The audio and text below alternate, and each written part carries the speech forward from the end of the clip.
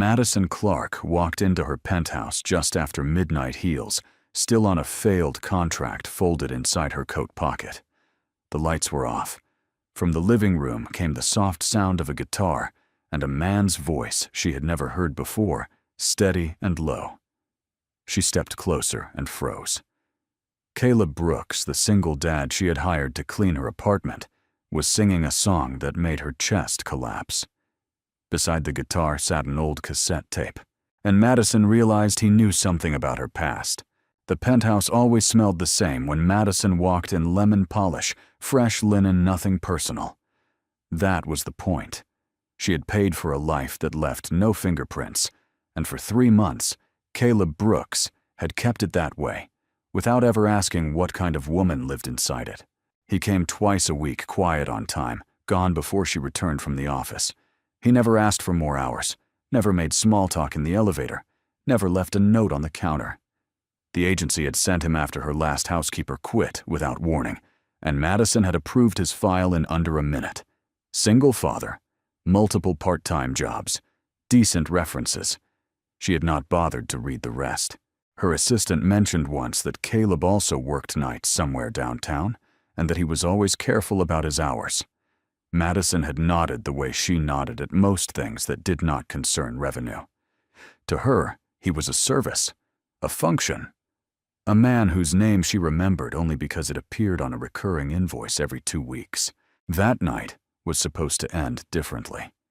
Madison had walked into a boardroom on the 40th floor expecting to close a $100 million acquisition.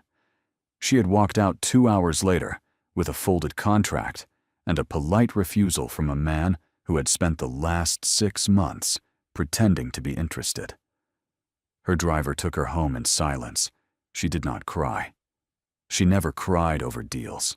By the time she stepped out of the private elevator, it was past midnight, and the only thing she wanted was the dark of her own apartment and a glass of something strong. Instead, she heard the guitar. She stopped at the edge of the hallway. The living room was dim, lit only by a single lamp she rarely used. Caleb sat on the low couch, sleeves rolled to his elbows, an old acoustic guitar resting on his knee. He was not playing for anyone.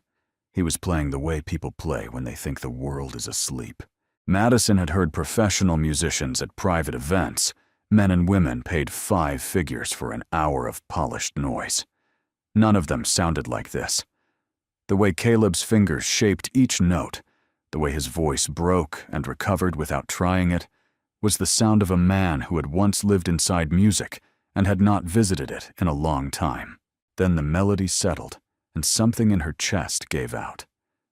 She knew the song, not the words, not exactly. The shape of it, the pattern of the chord changes. She had heard it once years ago on a rainy night she had spent the rest of her life trying not to remember. Caleb finished the last note and did not look up. On the table beside the guitar lay an old cassette tape, the label peeling at the corners. He reached for it the way a man reaches for something he does not show anyone. That was when he saw her standing in the hallway. He stood up too fast. The guitar nearly slid off his knee. Madison watched him steady it before he spoke a single word. "I'm sorry," Caleb said. "I thought you weren't coming back tonight." Clearly. He set the guitar down against the couch. The cassette stayed in his hand, half hidden the way a person hides a wallet from a stranger. "I finished the floors at 10, he said. "I should have left already. There was a guitar in the storage closet. I assumed it belonged to the previous tenant." It did. She walked past him into the room and dropped her coat on the armchair. Her voice stayed even because she had built it that way. Underneath, something old and embarrassing was trying to climb back up. "That song you were playing," Madison said. "Where did you learn it?" His grip on the cassette tightened. "I wrote it." The word landed in her ribs before she could stop it. She turned to face him properly for the first time since he had started working for her. "You wrote it. A long time ago." "You're a cleaner," Madison said. "Yes. And you wrote a song that I—" The sentence stopped itself. She walked to the window, kept her back to him, made her shoulders straight. Where did you play it? Small bars, Caleb said. Mostly in the city. There was a band. We never got a record deal. We opened for people who did. And then I stopped. He sat back down on the edge of the couch slowly, as if the conversation itself had worn him out. The cassette was still in his hand. He did not put it on the table. What's on the tape? She asked. Demos. Old ones. Nothing important. Then why do you carry it with you? He did not answer. Madison turned around and looked at him properly. He was not the same man who had handed her a cleaning invoice 3 days earlier. He was thinner in the shoulders than she had noticed. His eyes did not lift to meet hers. Mr. Brooks, she said, and the formality felt wrong in her own mouth. I hired you to clean an apartment. I did not hire you to perform in it. I understand. You should have left at 10. Yes, she could have stopped there. She could have told him to leave the keys on the counter and never come back. The contract allowed it. Her instinct, the one that had kept her sharp through 15 years of boardrooms, was already drafting the dismissal. A neat ending. Nothing complicated. But the song was still in the room. She could feel it the way a person feels the cold after a door has closed. That song saved my life once, Madison said.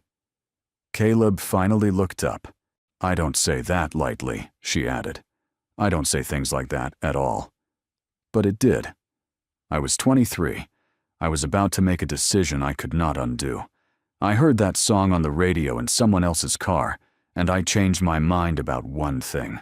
Just one. It was enough. Which thing? Not your business. He nodded, accepting it. That more than anything else told her he had once been someone people listened to.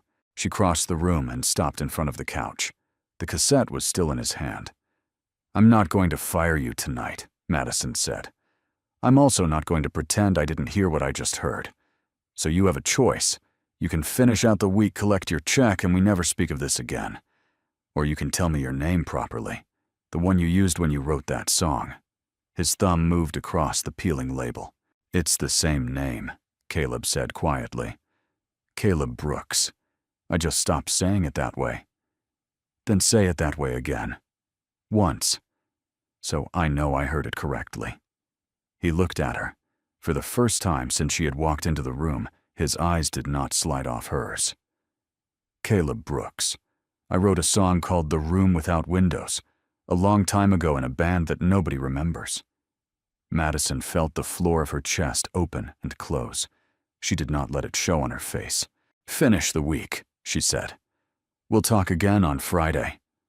She walked to the kitchen, poured the drink she had wanted an hour ago, and did not turn around until she heard the front door close behind him.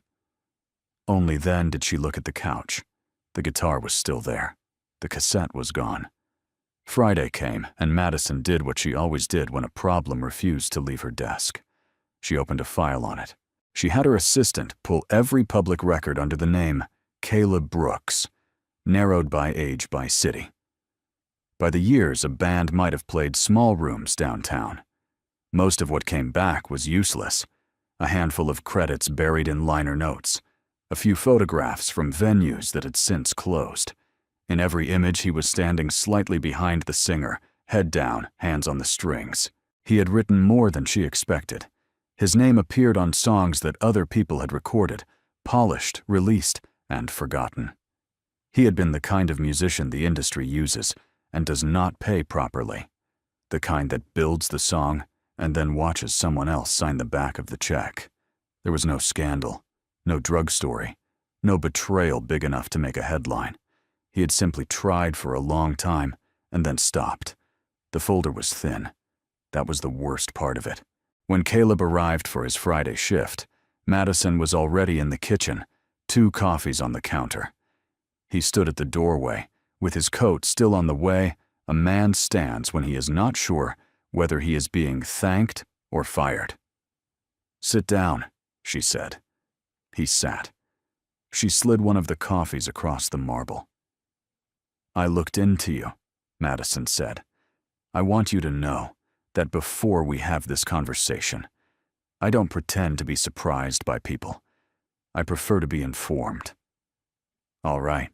You wrote songs that other artists made money on. You played in rooms that did not put your name on the door. You stopped about 6 years ago. Is that accurate? Close enough. What's missing? He turned the cup in his hands without drinking from it. What's missing is that I kept trying for 2 more years after I should have stopped, Caleb said. I thought if I made one more demo, played one more bar, somebody would finally hear it. They didn't. So I got a job that paid every Friday, and I stopped pretending Friday was going to look any different than the one before it. Madison watched him. He spoke without bitterness, which somehow made it worse. Bitterness she could have argued with. This was just a man reciting a list of facts he had already accepted. I want to help you record those songs again, she said. No. You haven't heard the offer. I don't need to. I have access to a studio. I have producers I trust. I'm not asking you to be famous. I'm asking you to put down a clean version of the work so it exists somewhere outside that cassette. No, Caleb said again, and this time he set the cup down. I appreciate it. I do. But I'm not going to do that. Why not? Because the worst thing that ever happened to me wasn't failing. It was being good enough that people listened, and then walking away anyway. I don't want to find out the world still has the same answer it had 6 years ago.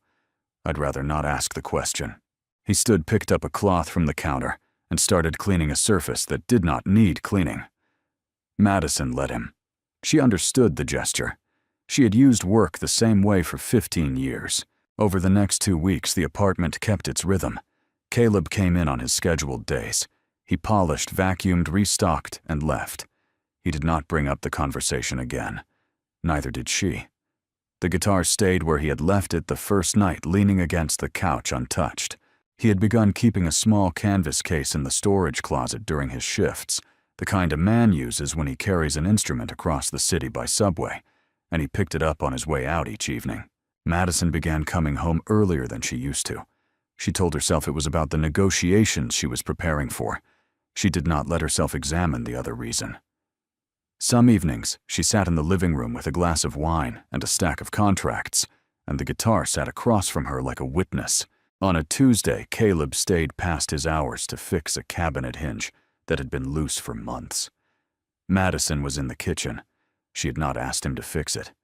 He did it the way he did everything, quietly with his back to the room. "There's a track of yours I keep coming back to," she said. He did not turn around. "It's called The Room Without Windows." His hand stopped on the screwdriver. "I told you about a night a few weeks ago," Madison said. "I told you a song saved my life once. I didn't tell you which one. It was that one. I heard it from a car stereo on a street I have not been back to. It was raining. I was about to do something stupid. The song finished, and I didn't do it." He set the screwdriver down on the counter. He still did not turn around. "I didn't know it was yours," Madison said. "Not until I saw you with that cassette, the one with the peeling label. That's the demo, isn't it? The one before anyone else got near it." "Yes." "Where did the version I heard come from?" "A friend of mine had a college radio show," Caleb said. "He played it twice. That was the only time it ever made it on the air. So you must have been in the right car at the right hour." She did not answer right away. He finally turned around. His face was harder than she had ever seen it. "You think this is a beautiful coincidence," he said. "I can see it on you. You think the universe brought us into the same room because we were already connected. That's a story you'd like to tell yourself. I haven't told myself anything. You're telling yourself it right now." The kitchen was very still. Madison set down the glass she had been holding. "What do you want me to say, Caleb?" "Nothing. I want you to be careful with what you do with this, because I know what people like you do when they find a story like mine. You frame it. You put it on a wall. You use it to feel something you've been missing, and then you move on because that's what your life is built to do. That's not fair. It might not be. It's still true. Madison felt the words land in a place she had spent 20 years armoring. The honest part of her recognized them before her pride could deflect them. She had built a life that produced outcomes. She had not built one that produced feeling. Somewhere along the way, she had started using other people's pain to remind herself she still had a pulse. "You're right about one thing," she said evenly. "I have been empty for a long time. I didn't know I was until you started playing in my living room. That isn't your problem. But it's not nothing either."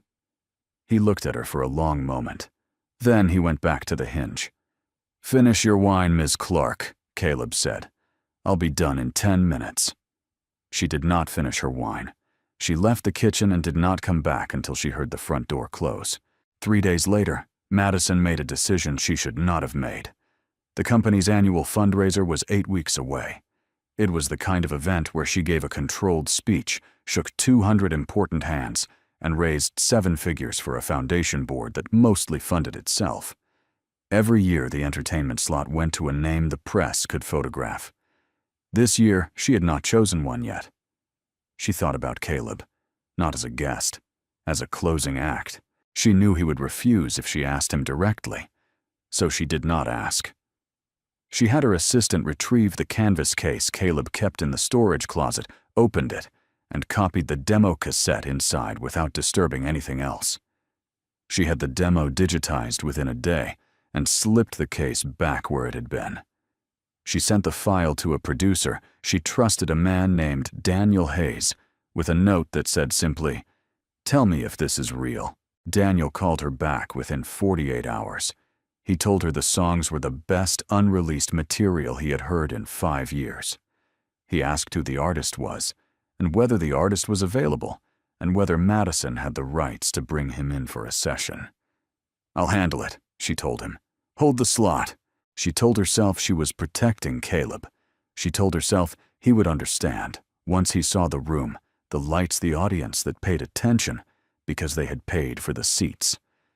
She told herself a lot of things in the days that followed, and none of them were the truth, which was that she had decided his life would look better if she rearranged it for him.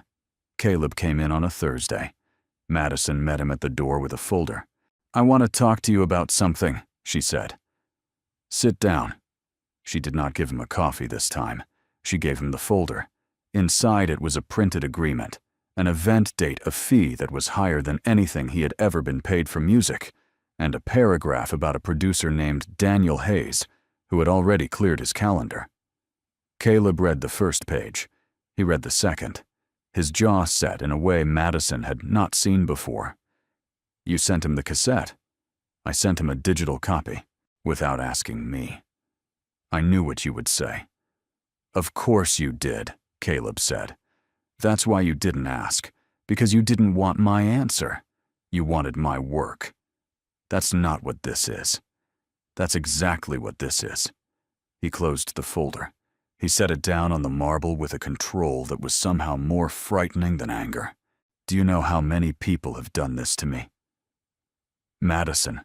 His voice was very quiet. "Producers, singers, friends, people who heard something I made and decided they could move it around without me. They told themselves it was for my benefit. Some of them even believed it. Every single one of them ended up with a credit, and I ended up cleaning apartments. I'm not taking a credit. You don't have to. You already took the choice." She tried to answer. She could not find anything that did not sound like what every other person had said to him. Caleb stood up. He took his keys out of his pocket, the spare set she had given him, the one for the service entrance, and laid them on top of the folder.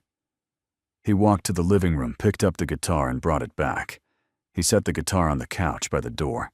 "I'm not taking it," he said. "I haven't been able to play it since I was 28. I just thought for a few weeks that I might. That's on me." "Caleb, you don't owe me anything. Pay out the rest of the contract or don't. I'll send the agency a note. They'll cover the next few visits." He walked to the door. He did not slam it. He closed it the way he had closed it every other night, quietly, like a man who had learned that loud exits did not change anything. The apartment was clean. It had never felt emptier.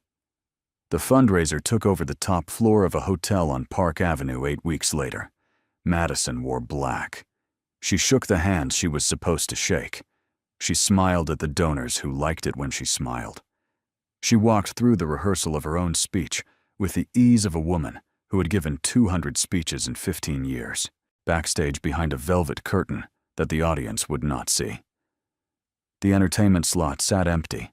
Daniel Hayes had called her 3 times in the past week to ask if the artist was confirmed. She had told him yes every time. She had not heard from Caleb. She had stopped expecting to. The plan, as far as anyone knew, was that a special closing performer would take the stage at 9:45. Madison's team had built a small platform, a single stool, a single microphone. They had asked her what kind of lighting the artist preferred. She had told them low. She had told them no introduction. At 9:15, an assistant came up to her with a tablet. "Ma'am," the assistant said, "we still don't have him. Should we move to the backup?" "Not yet." "It's getting tight." "Not yet," Madison said again, and the assistant walked away. She stepped behind the curtain. The stool was there. The microphone was there. And against the back wall set down by someone she had not authorized was Caleb's guitar. A folded note had been left on the strap. It said in Daniel Hayes' handwriting, "This was dropped off at the front desk an hour ago." No name on the delivery slip. She did not know what to make of it. She did not need to. She understood looking at it that there were only 2 endings to this evening. One of them ended with her going on stage and giving the speech she had practiced, the one about generosity and vision and quarterly impact. The other ended with her telling the truth. The first ending kept her image clean. The second one cost her everything she had built her face on. For the first time in years, Madison Clark did not have a plan that fit on a page. She stood backstage in a black dress that had been tailored for a different woman, looking at a guitar that had arrived without a sender, and listened to a room of 200 donors waiting for something polished. The fundraiser was running. The cameras were ready. The teleprompter was loaded. And Caleb was somewhere in the city with no reason to come, no reason to forgive her, no reason to bring her anything except silence. She had used her power to corner a man who had asked for nothing. She had told herself she was lifting him. She had simply been moving him. The assistant came back. "Miss Clark, 2 minutes." Madison nodded. She did not move. Behind her, the guitar leaned against the wall exactly the way it had leaned in her living room, the first night when a man she had hired to clean her floors had played a song she had spent 20 years trying to forget. The assistant came back at 1 minute. Madison handed her the prepared speech folded once down the middle. "I won't be reading this," Madison said. "Tell the teleprompter team to kill the feed. I'll speak from the front of the stage." "Ma'am." "Do it." The assistant left. Madison picked up the guitar by the neck, carried it through the curtain, and set it down on the stool that had been waiting for someone else. The lights were already on her by the time she reached the microphone. 200 faces turned in her direction. Cameras in the back of the room adjusted their lenses. Somewhere near the front table, a foundation board member checked his watch and prepared to be flattered for 45 seconds. Madison did not start with the foundation. She did not start with the numbers. She did not start with any of the lines she had rehearsed in her car that afternoon. "There was supposed to be a musician on this stage tonight," she said. "I told all of you that he was confirmed. He wasn't. I'd like to explain why." The room shifted. Donors did not expect to hear the word "wasn't" from the woman who ran the evening. "Several months ago, I hired a man to clean my apartment," Madison said. "His name is Caleb Brooks.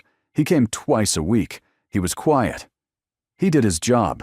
I paid him through an agency, and I never asked him a single question about who he was before he walked into my building. That is the kind of woman I have been for a long time." She kept her voice level. She had given hundreds of speeches. The muscle for it was still there. What was different was that for the first time, she was not performing. "One night, I came home from a meeting that did not go the way I wanted. I heard a guitar in my own living room. Caleb was sitting there with an instrument he had found in a closet. He was playing a song that I recognized, although I should not have. He had written that song 20 years ago. It was never released. It happened by an accident I still don't understand. To be playing on a college radio station, on a night when I was very close to making a decision I would not have come back from. I did not make that decision. The song was the reason. She did not look at the cameras. She looked at the side of the room near the doors the way a woman looks for someone she has not earned the right to see. I told myself when I found out who he was that I was going to help him. I told myself I was going to put his work back in front of people. So I took his demo without asking him. I sent it to a producer. I wrote his name onto a contract he had not signed. I told him about it after the decisions had already been made, and I called it a gift. A few of the donors looked at each other. Madison kept going.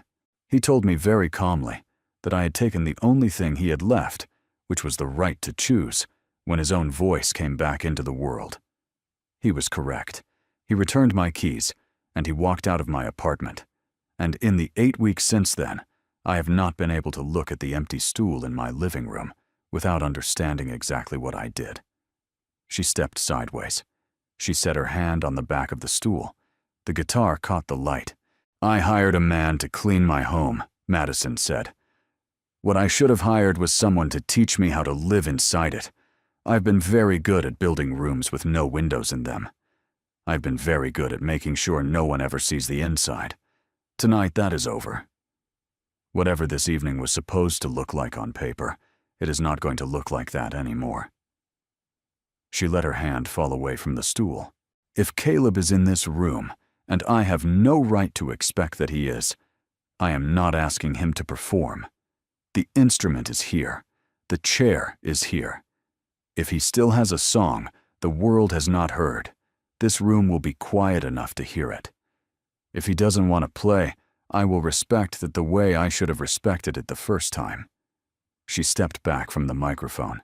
She walked off the stage slowly and stood in the dark at the edge of the floor.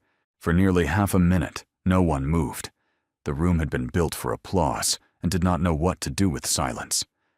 Then, someone at the back stood up. Caleb walked through the rows in the same plain coat he wore on his shifts. He had not dressed for the room. He was not pretending to belong to it. He reached the front, climbed the 3 steps to the stage, and stopped in front of the stool. He looked at Madison. She did not move toward him. She did not nod. She had used up her right to direct him. He sat down. He picked up the guitar. He spent a few seconds tuning it the way a man tunes an instrument he has not stopped loving, only stopped using. "This song is called 'The Room Without Windows,'" Caleb said into the microphone. "I wrote it a long time ago. I am only going to play it once." He played it. There was no band, no second microphone, no backing track. The lights did not change. He sang the way he had sung in Madison's living room, low and steady, as if the song had been waiting under the floorboards for a long time and was only now being allowed up. His voice cracked once in the middle verse. He let it crack. He kept going. 200 people in formal wear sat in a hotel ballroom and forgot for the length of one song that they had come there to be photographed. Madison stood in the dark at the side of the stage. She had told herself for years that she did not cry, and the muscle had held through layoffs, through her father's funeral, through the worst negotiation of her career 3 months earlier. It did not hold here. The tears came down her face quietly without sound, and she did not wipe them away. She was not crying because she pitied him.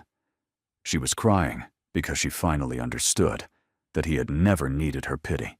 He had needed a room that would shut up long enough to listen. When the last chord faded, Caleb set the guitar across his knees and looked out at the audience, the way a man looks at people who have just heard him for the first time and may never hear him again. He did not bow. The applause came slowly, and then it did not stop. He did not become a star that night. The story did not work that way. There were no record executives backstage with a contract. There were no headlines the next morning calling him a discovery. The room emptied. The cameras moved on. The donors went back to their cars. But Daniel Hayes was waiting in the lobby when Caleb came down. He did not pitch him. He gave Caleb his card. He told him simply that whenever Caleb was ready, the studio time was his on his terms, with no one else's name attached. Caleb put the card in his coat pocket. He thanked him. He made no promise. Madison met him outside the hotel. The street was wet from a rain that had passed while they were inside. "I'm not going to ask you to forgive me tonight," she said. "I'm going to ask you something else. If you want to record those songs, I'd like to pay for the studio. Every artistic decision is yours. My name does not appear anywhere. If you want a different producer than Daniel, I'll find one. If you want to stop halfway through, you stop. The money is not a favor. It's the closest thing I have to an apology that doesn't ask anything back." Caleb looked at her for a long moment. "I'll think about it," he said. It was not yes. It was not no. It was the first honest answer he had given anyone about his own work in a very long time. In the months that followed, Caleb stopped cleaning the penthouse. He took Daniel's card out of his coat pocket on a Tuesday morning and made the call. He recorded 6 songs over the spring. He played them in small rooms in the city places with 20 seats and good acoustics, where people came to listen instead of to be seen. He still carried the same scars. He no longer treated them as evidence. Madison's penthouse changed, too. She kept the lemon polish and the fresh linen. She added other things. A second armchair turned toward the window instead of toward the room. A record player. A few books with cracked spines. Some evenings, she came home and did not turn on her phone for an hour. The walls she had built without windows were learning slowly to let some light through. The lesson, if there was one, was not about rescue. People do not give up on what they love because they have stopped loving it. They give up because they have been told no enough times that they no longer have the courage to ask. The kindest thing anyone can do is to stop talking long enough for them to play again.